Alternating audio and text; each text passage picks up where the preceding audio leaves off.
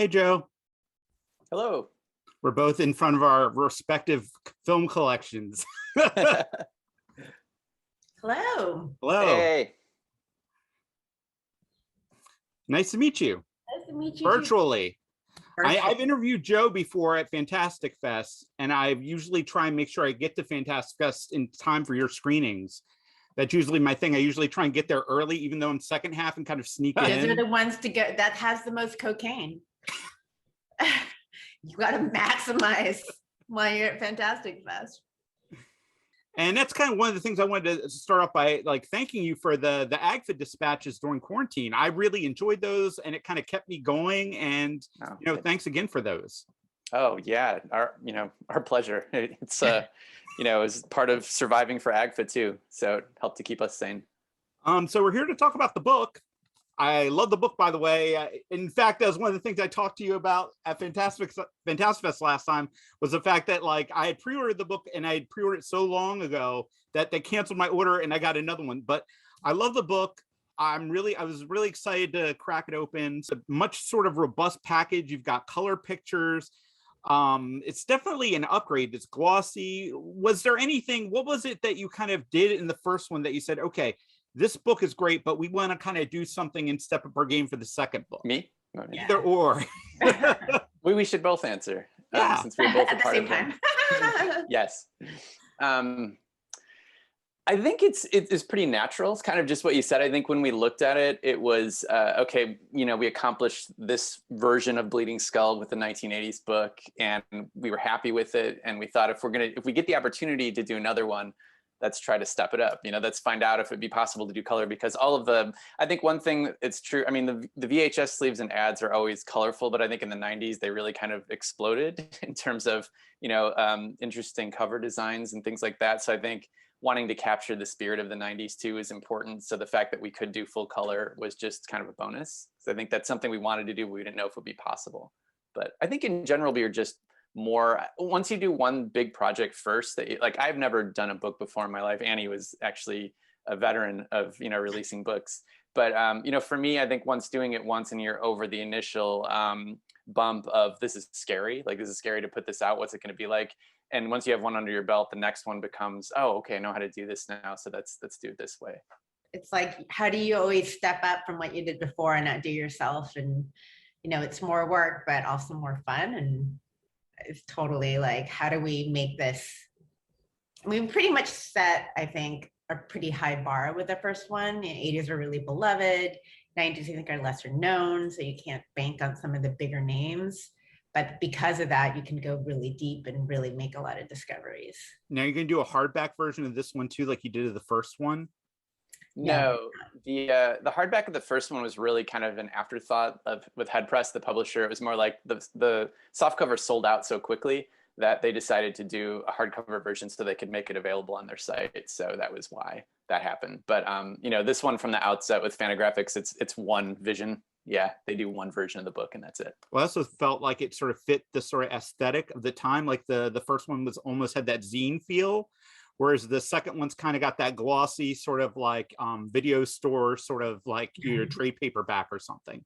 Because when you're flipping through it, it's kind of got those pictures that you would see in those trade ads and stuff of the box art. It's very lurid, and it's sort of I'm gonna be tracking a lot of those down. So, and I've already started saying, okay, how can I find this? How can I find this? How can I find this? So what do you guys think makes a good Bleeding Skull review, and how do you decide who's going to tackle which film? It's a land grab.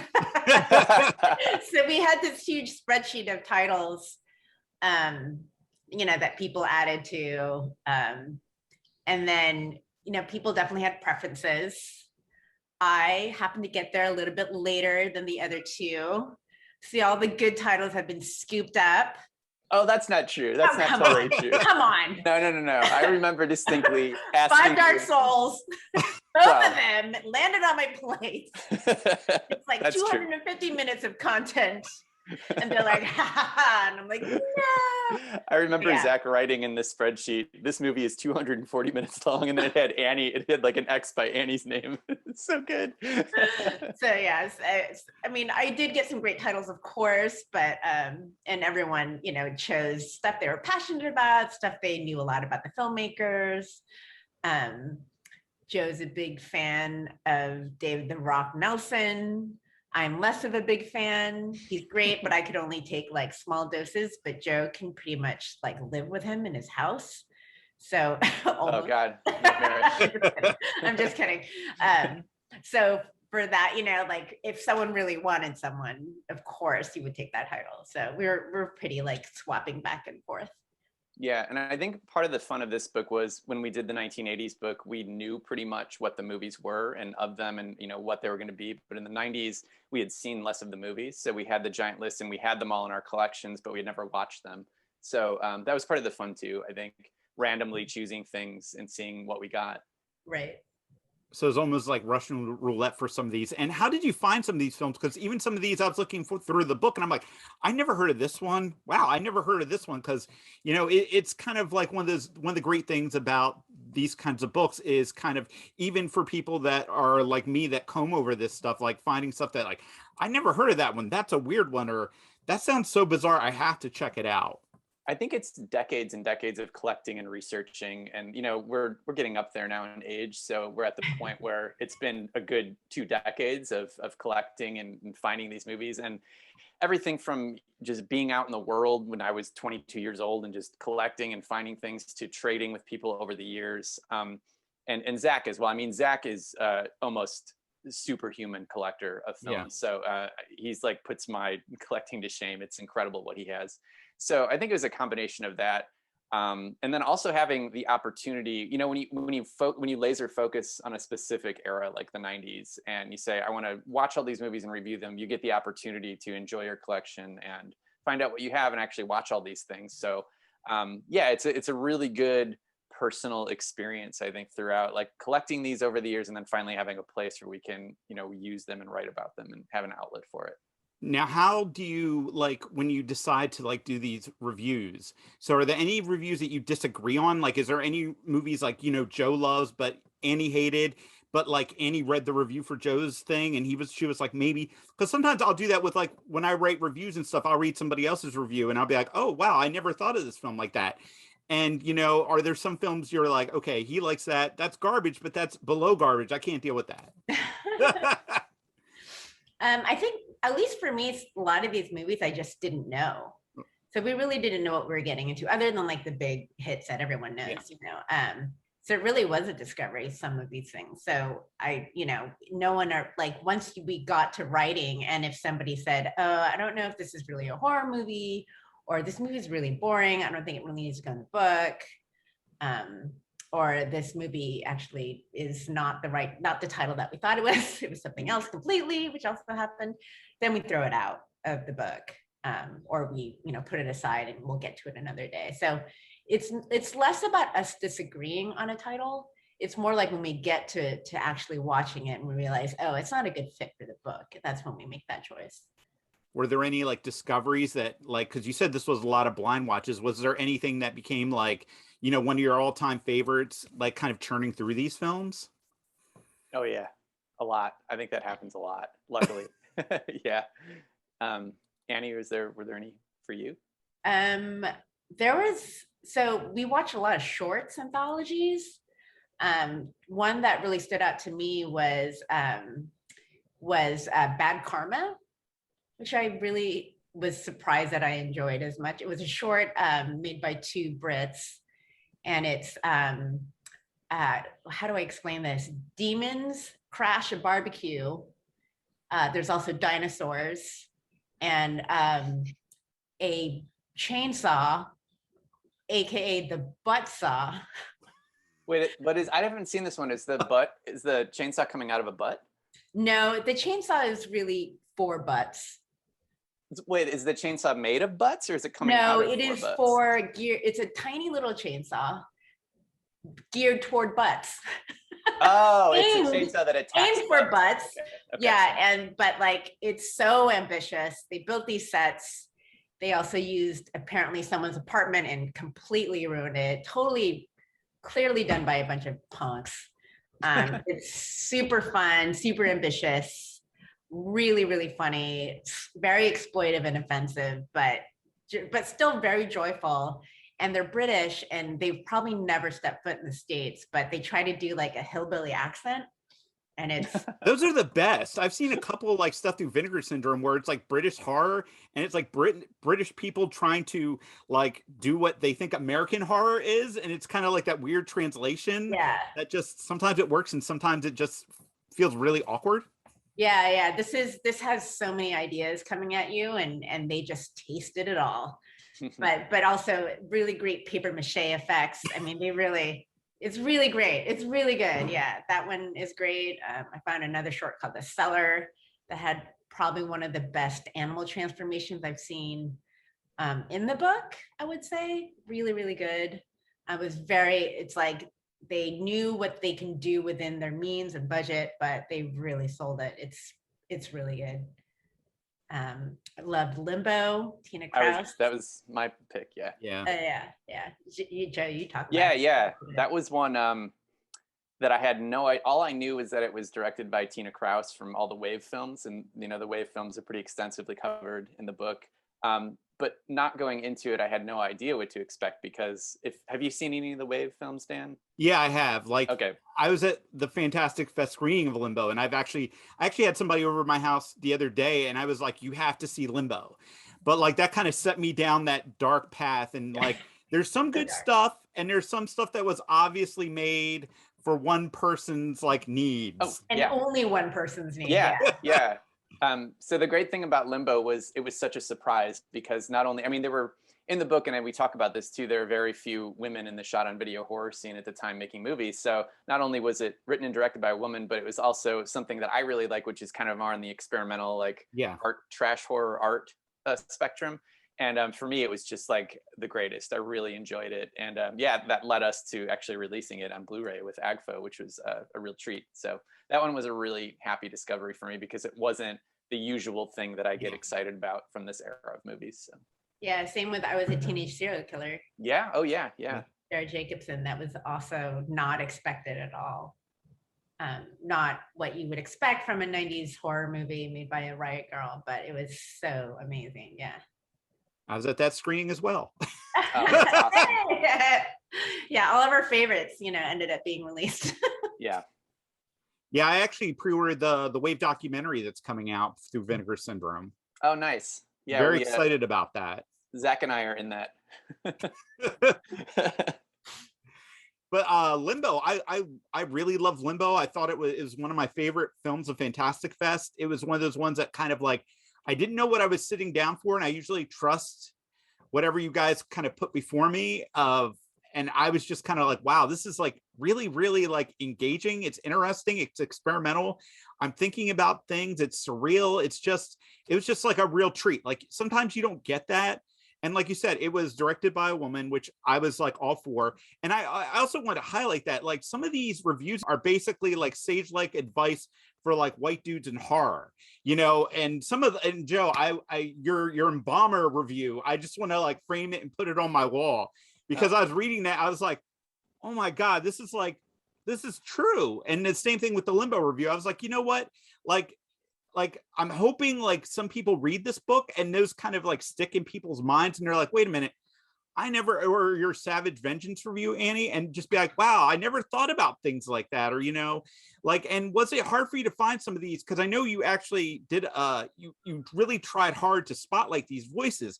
Was it hard for you to find these voices? Because like, it's sort of easy just to take the normal stuff, white dudes with beards and stuff, but to find this really good stuff, I mean, I could say that, and there needs to be more diversity in horror and in exploitation, because our voices get boring after a while, because it's just like an echo chamber. Yeah, I'm going to hand this one off to Annie, but I want to say that the push to do that for Bleeding Skull comes 100% from Annie, and I have learned a lot from her through working with her about that. And I think if it was me on my own, I think I would be aware of it and be like, oh, I should watch some of these, but I wouldn't be so, it wouldn't be so important to me to know why it's important, you know, like why it should be. So I just wanted to make sure that that was clear, because I think that one of Annie's biggest impacts on Bleeding Skull, when I look at like before Annie and after Annie, has been that, like the importance of that, and how, you know, it's like we have a platform as people, so we need to do the best that we can to put it out there. So yeah, I mean, yeah, I think, thanks. I think because these movies are already hard to find, it's now even doubly hard to find people of color and to find women, because they've been locked out of either the process. I mean, imagine how hard it is for a white man to do a DIY low budget horror and get that out there, right? Now imagine like a woman who no one took seriously. Limbo is actually a really good example of that. You know, she made this film and she submitted it to a festival and it didn't get accepted. Her friend was sitting on the committee and was kind of pissed off about that she wasn't selected, asked her to basically resubmit it under a different name. So she did. She used her dad's name and she got in. Wow. Yeah. So that just gives you an idea of like what she had to deal with. And she had already been an established filmmaker doing not just Wave, but she'd worked on other stuff as well in the 90s. Like she'd never stopped. So if it was hard for her, someone who had access, someone who actually had access to equipment, had been editing stuff on film for her own projects, she was, you know, in college even. And for her, it was really hard. And now you can imagine anyone who didn't have any of that, any of those connections, didn't have the luxury of doing a short film and putting it in a festival. So those films become even harder to find. So when you find something like The Embalmer, you know, it's really, truly special. It's truly special. Like and we've searched. I mean, we searched for it and it was still really hard to find, you know. There's such a small handful of filmmakers who weren't like black shirt, white horror dudes, you know. Yeah, and they add something different to the conversation that we're not, that like, you know, we're kind of like horror fans who are kind of on this homogenous diet aren't used to, and it's kind of refreshing sometimes because you get that different perspective. Yes. And it's great, I think. And I really liked some of the, especially the way you phrase it in your review, Joe, for The Embalmer. It just like, if somebody reads that, it might click a light off in their head. And I'm really hoping it does. Cause that was one of the, I was like going through the book and I was just like going through this one, Embalmer, this looks interesting. I read it. I was like, wow. I was like, that Alf thing just kind of blew me away. Oh man, that Alf thing is such a bummer. It is the worst. It's such a bummer. Yeah. I saw that clip like 6 months before we even started the book, and I wrote it down because I was like, someone has to like call this shit out. Like this is like this clip. But thank you so much for the kind words though about the reviews. Like that means a lot to us. So thank you. Yeah. Another thing I want to know is how do you feel about these films? Are hard to get. So are you like purist in how people view them? Like, because a lot of this stuff is probably going to be seen on YouTube. I know I was listening to a podcast and Quentin Tarantino of all people was talking about how he found like Hong Kong films on YouTube. Like, are you like curious of like the analog method, or are you okay that people are going to be discovering these things on like YouTube? But I mean, like you are trying to put them out there and make them accessible, which to your credit, that makes it easier, and it also puts money in the pockets of the people that actually made these. Yeah, I think, you know, with Bleeding Skull, it's not about the format. It's about seeing the film and experiencing the film and being able to enjoy it. So you know, in general, like in terms of the message of Bleeding Skull, there's no format, you know, who cares? Just see the movie. Personally, it's a little different. Like I prefer to see things as the best quality that I can, whatever the format. So sometimes if it's like, let's say it's some short film that a filmmaker put on YouTube and that's the only way. It was never on DVD. It was never on tape. It's never on Blu-ray. Like I will totally watch it and enjoy it. But yeah, I mean, I don't judge anyone for watching anything on any format. And I don't have any preference for fetishizing any format or anything like that. It's just like whatever you like, whatever way you can see the movie. But I feel like I'm talking too much, Annie. So no, I think that's exactly right. I mean, some of the stuff, like all we have is like a crappy 4th generation bootleg from like some guy in a garage. So you know what I mean? It's just like, this is the best it's gonna get. And you know, and you love it anyway. You know, if the movie's good, the movie's good. And you hope that maybe there's a great copy somewhere. There probably isn't, you know. And like, I like what I want out of YouTube is like, there's so many discoveries that Joe and I found. Joe especially we'll find a title, we'll go look at YouTube to see if there is something, just so we can see what it's like. Mm-hmm. But ultimately we can find it on a better format somewhere else. So YouTube is not necessarily our last stop for watching things. It's usually our first stop to like, is it good? What is this movie really about? Is it another title? You kind of do the research there, but YouTube rips don't look very good. And sometimes they're like split up over like four files, or then it gets pulled for copyright, so it's not a permanent type of place. I don't know how they put those up there. Like I can't even put like a video up with 5 seconds of like a theme song, and they put an entire film up. I know. I don't get no it. one's looking for it. Right. I have no idea. So now that you've done the 80s and you've done the 90s, both of you, which is your favorite decade, and which do you feel is the reason that it's superior to the other? Ooh. That's an unfair question. That's like asking which pet you like better. Well, it's very much like, what's your taste? Yeah, I would say for me, I'm constantly changing and evolving in terms of what I like the most, constantly. Like every year it's different. So I would say that I probably don't have one that's favorite, but I do jump around between favorite films from each era. So I don't know if as a blanket statement I can say the 90s are way cooler than the 80s, dude.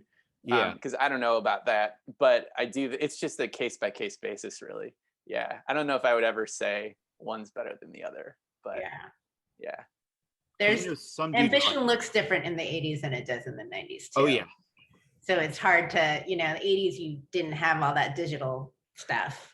So you really had to go nuts with, fake blood and like a dummy being thrown off the roof for a real person. And in the 90s, you also get the dummies, but then you also get like a CG red splatter, or you'll get like an alien that's just a little circle with 2 legs on it.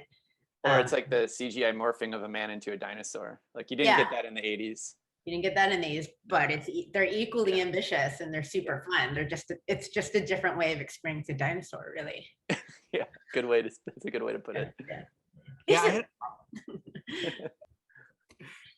So, like, are you going to do another book? Because the next jump would be the aughts or the thousands or whatever, and like then we go to direct to DVD. So then you're talking Blockbuster exclusives and all that stuff, and then it's not as sort of like fertile grounds for weird stuff. I mean, I would almost like maybe do a full wave book. I don't know. What's going to be your next jump? I think wave book would destroy me. That would not be for us to write. that would kill me. That would literally kill me.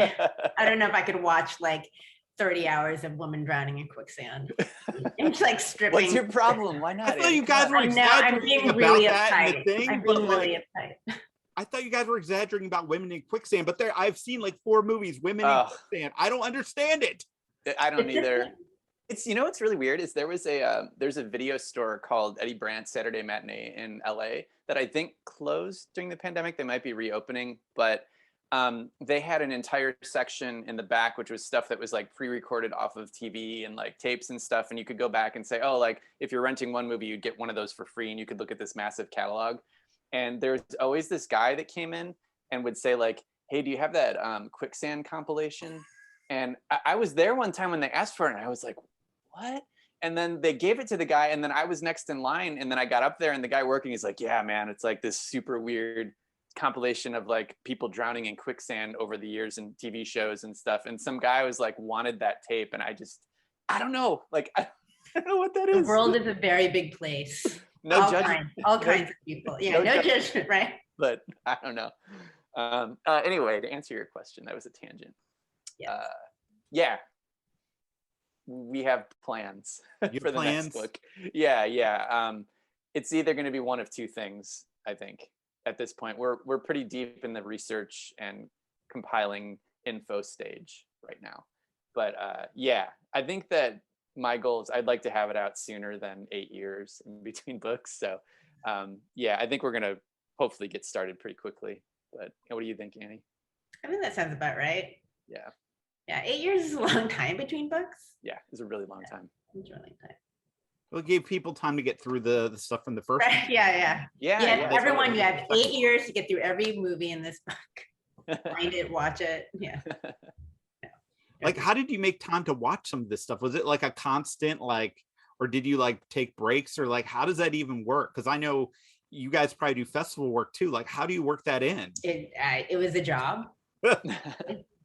Just, every week you watch, review, repeat. Some, there's definitely weeks where I did watch more than one. Zach had a different process. He would watch like 5 a day and then write all the reviews later, which is insane. But yeah, he's a beast. So no, it was insane. I don't know how he does it, but that's kind of how his brain works. Mm-hmm. He has an incredible memory for films. Mm-hmm. It's almost too good. You're like, what is going on here? He can tell you about something that he watched once, like 15 years ago. He'll tell you like what happened in it. It's crazy. It's photographic. So he's able to do that. He's able to watch a bunch of hours and then, write reviews. And I'm not like that. I'm a watch and then write. Yeah, same here.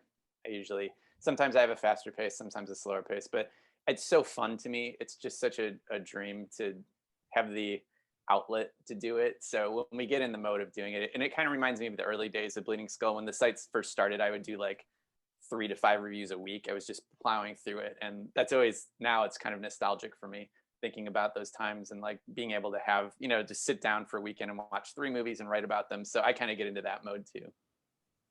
That's great. Yeah, I'm excited for the next book. I'm excited to see what you guys pull out for Fantastic Fest. And thanks. So thanks again for chatting with me. Yeah, of course. Is there anything you guys want to plug or anything like that?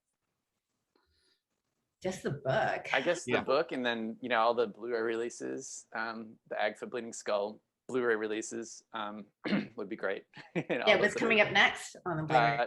Treasure of the Ninja is next, and it's not a horror title, but it very much aligns with everything we're talking about, the DIY. It's William Lee, who is a Black filmmaker and martial artist, who's still working today.